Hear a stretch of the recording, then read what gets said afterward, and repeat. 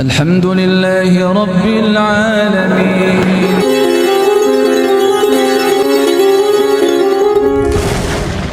Senyampang kita lagi mukim seperti ini, kita perbanyak rutinitas atau keistiqomahan yang kita niatkan lillah, menjagani kalau satu saat kita sakit dan tidak bisa melakukan amaliyah itu, atau kalau kita harus bepergian maka pahalanya masih utuh selalu ditulis oleh Allah.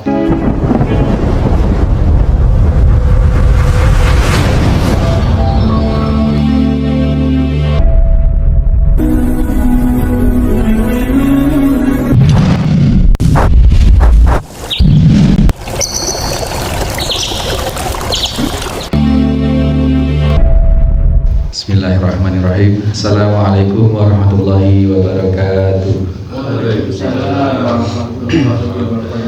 Innal hamdalillah nahmaduhu wa nasta'inuhu wa nastaghfiruh wa na'udzu billahi min shururi anfusina wa min sayyiati a'malina may yahdihillahu fala mudhillalah wa may yudlil fala hadiyalah. Asyhadu an la ilaha illallah wahdahu la syarikalah. Asyhadu anna Muhammadan abduhu wa rasuluhu wa ba'd.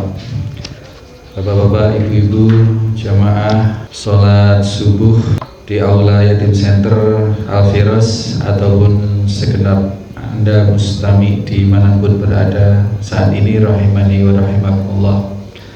Alhamdulillah, di bulan Muharram, di bulan yang Allah sucikan ini, kita masih berupaya, masih diberi keistiqomahan, berupaya untuk melaksanakan amal kebajikan. Diantaranya adalah tolabul ilmi, bermajelis ilmu, yang kita adakan rutin setiap Sabtu subuh seperti ini. Kita upayakan, kita niatkan ini, kita rutinkan, kita akad kepada Allah bahwa kita setiap Sabtu subuh mengadakan majelis ilmu. Dan kalau kita niatkan itu sebagai bentuk amaliyah yang rutin dan kita bersihkan dari segala niat yang selain Allah, maka apabila satu saat kita terhalang untuk melaksanakan itu atau mengikuti itu, maka insyaallah ta'ala Allah tetap mencatat pahala bermajelis ilmu itu dengan pahala yang sepadan atau seperti ketika kita melaksanakannya. Tetapi syarat untuk uzurnya itu, syarat syar'inya hanya dua: maridon, sakit, atau safarin, atau sedang safar, perjalanan untuk keperluan yang tidak bermaksiat kepada Allah Subhanahu wa taala.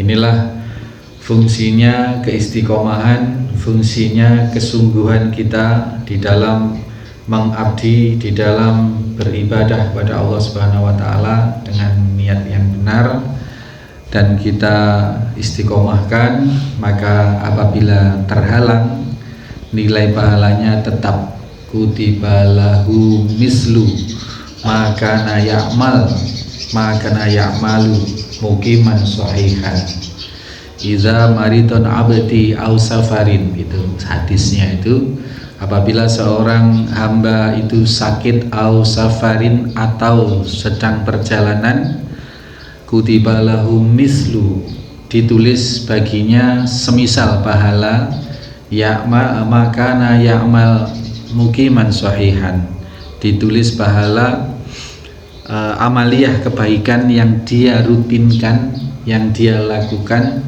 di saat kondisi mukim dan kondisi sehat. Maka kita senyampang kita lagi mukim seperti ini, tempat tinggal di tempat tinggal keseharian kita seperti ini, kita perbanyak rutinitas atau keistiqomahan yang kita niatkan lillah, begitu kita perbanyak sebanyak-banyaknya.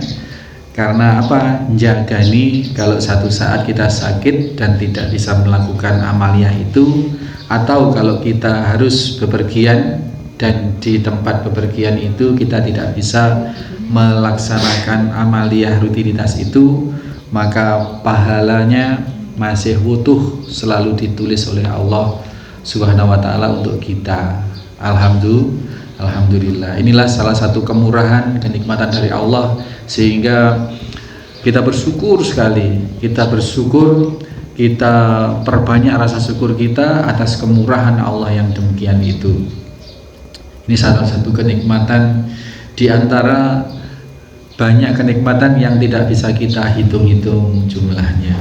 Sholawat serta salam senantiasa kita aturkan untuk junjungan kita Nabiullah Muhammad SAW yang telah sedemikian rupa menunjukkan satu persatu pensyariatan ini, memberikan satu persatu kabar gembira, ya, petunjuk dan kabar gembira, nadhiron wa basyira wa nadhiron, di mana dengan petunjuk itu kita bisa hidup dengan setentram-tentramnya, bisa hidup dengan senyaman-nyamannya, karena bisa melihat peta hidup, jalan hidup kita. Di antaranya peta yang diberikan oleh Rasul yang disampaikan dari Allah Subhanahu wa taala adalah ayat-ayat yang senada dengan fa imma ya'tiyannakum minni hudan faman tabi'a hudaya fala khaufun 'alaihim walahum yahzanun. Apabila nanti datang, kata Allah Subhanahu wa taala, apabila datang petunjuk dariku dan barang siapa yang mengikuti petunjuk itu, maka jaminannya efek dari seseorang mengikuti petunjuk Allah itu adalah dibebaskan dari rasa ketakutan terhadap apapun dan ketentraman, tidak punya rasa takut dan tidak punya rasa susah. Nah, ini tujuan hidup manusia.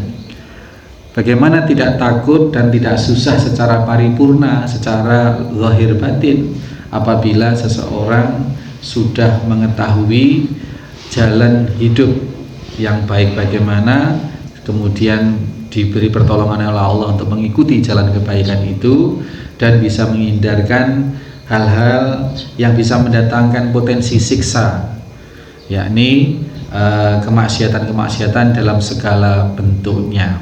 Maka ketakwaan itu fa imma ya'tiyannakum minni hudan faman tabi'a huda. Mengikuti petunjuk itu adalah bentuk ketakwaan, yang hakikatnya ketakwaan itu adalah membuat benteng, membentengi diri kita dari siksa neraka Allah Subhanahu wa taala. Maka itulah esensi takwa. Tabi'ahu, mengikuti apa-apa yang Allah tunjukkan, dan ini yang menyampaikan kepada kita adalah, yang membawakannya kepada kita adalah baginda Nabi Sallallahu Alaihi Wasallam. Maka kita perbanyak sholawat atas beliau, dan dengan satu pengharapan bahwa kita kelak benar-benar dikenali dan diakui sebagai umat Nabi Sallallahu Alaihi Wasallam, dan kita bisa menjadi teman beliau atau bisa membersamai beliau di dalam surga Allah, yakni surga Firdaus. Apa mungkin Ustadz kita bukan siapa-siapa bisa membersamai Nabi? Bisa. Kemarin sudah kita sampaikan hadis yang ke-106 bahwasanya sahabat yang ingin membersamai Nabi di antaranya diberi persyaratan oleh Nabi Shallallahu Alaihi Wasallam, yakni apa? Memperbanyak sujud, ya, memperbanyak sujud. Fa'ini ala nafsika bikasrotis sujud. Sahabat yang meminta untuk bisa mendampingi Rasulullah di surga, ya, diiyakan oleh Rasulullah, tetapi kemudian diberi syarat untuk membantu memohonkan kepada Allah Rasul itu untuk apa? Untuk memperbanyak bikasrotis sujud, untuk memperbanyak sujud. Nah, ini masih terkait dengan hadis yang ke-106. Pagi ini kita memasuki hadis yang ke-107 di dalam bab mujahadah kita, dan merupakan hadis yang ke-13, as-salisa asyara, 13 dalam bab mujahadah. An Abi Abdillah, dari Abu Abdullah, jadi dari ayahnya Abdullah, wa yuqalu, dan juga dikatakan Abu Abdurrahman. Jadi ini beberapa kunyah yang dia sandang. Ini bisa jadi anaknya namanya Abdullah dan Abdurrahman anaknya, sehingga kadang dia disebut sebagai Abdullah, Abi Abdillah, dan ada yang mengatakan nama dia itu adalah Abu Abdurrahman. Jadi bisa jadi beliau ini punya anak yang bernama Abdullah dan Abdurrahman. Saubana maula Rasulullah sallallahu alaihi wasallam, dia merupakan sahabat yang merupakan mantan budak yang dibebaskan, ya, budak yang oleh Rasulullah sallallahu alaihi wasallam dibebaskan, jadi menjadi orang merdeka, maula. Jadi maula itu menunjuk pada satu status bahwa dia dulunya budak. Maula siapa? Kalau di sini disebut maula Rasulullah, berarti dia seorang budak dulu yang oleh Rasulullah dibeli kemudian dibebaskan.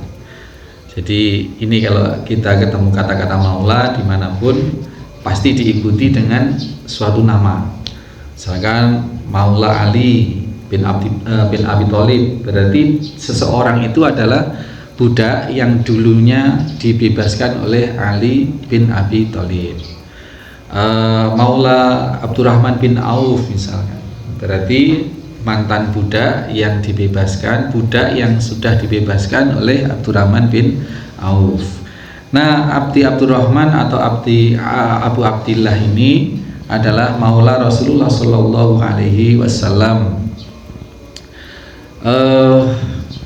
Fatihi mana 107, maula Rasulullah Shallallahu Alaihi Wasallam radhiyallahu anhu, karena beliau sudah menjadi sahabat, menjadi murid Nabi Shallallahu Alaihi Wasallam, maka beliau termasuk di dalam golongan orang-orang yang mendapatkan jaminan keridhaan dari Allah, maka gelarnya adalah radhiyallahu anhu. Bapak Ibu sekalian, ini mumpung kita membicarakan gelar ini adalah satu kepastian. Radhiyallahu anhu itu hanya disematkan untuk para sahabat Nabi Shallallahu Alaihi Wasallam, dan juga gelar-gelar Shallallahu Alaihi Wasallam atau alaihi salatu wassalam misalkan seperti itu. Itu satu gelar-gelar yang merupakan, selain merupakan doa, adalah bentuk lebih pada kepastian. Jadi itu boleh dan memang disunnahkan, disyariatkan untuk disebut, ya. Bahkan Shallallahu Alaihi Wasallam itu adalah satu bentuk sholawat, ya. Ketika disebut nama Nabi, barang siapa disebut namaku dan dia tidak bersolawat, maka dia sebakhil-bakhil orang. Ini untuk Nabi. Nah, untuk para sahabat adalah gelarnya radhiyallahu anhu, disematkan bahwa dia orang yang telah memperoleh ridho dari Allah Subhanahu wa Ta'ala. Itu satu kepastian. Satu kepastian.